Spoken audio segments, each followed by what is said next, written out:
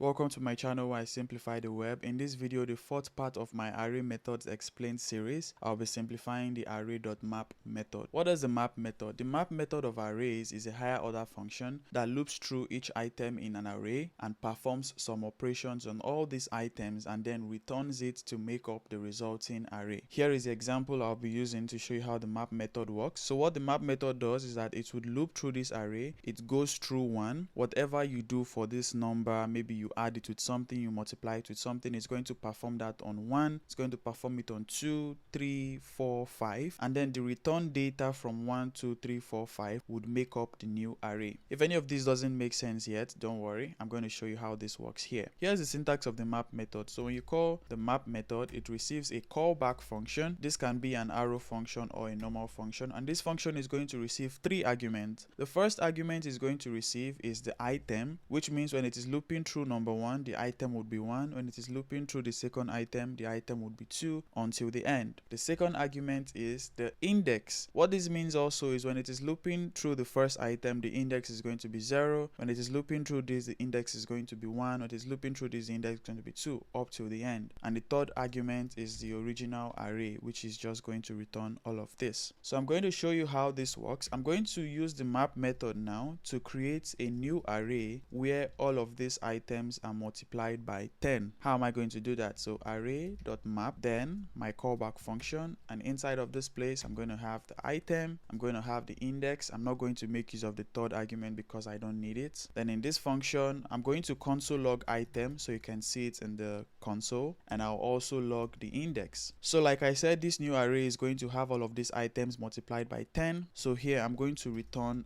item times 10. So when it goes through this first item, 1 times 10 is 10, is going to return 10. For this is going to return 20, 30, 40, 50. And when you see the final result, you'd see that these new items that are multiplied by 10 would constitute the new array. So I'm just going to console.log new array here. When I come here and I run node test, you can see that in the first loop the item is 1, the index is 0, which as it shows here. In the second loop the item is 2, the index is 1. This is the third loop, the fourth loop, and then the fifth loop. And then the final console log for new array now shows 10, 20, 30, 40, and 50. Another example I can show you here is to multiply only the even numbers by 10. So I'm going to take this line off. The first thing I'm going to do is, if item is an even number, how do I check if it's an even number? That's if the modulus 2 returns 0, then I know it's an even number. Then it's going to return items times 10. But if it is not an even number, I'm just going to return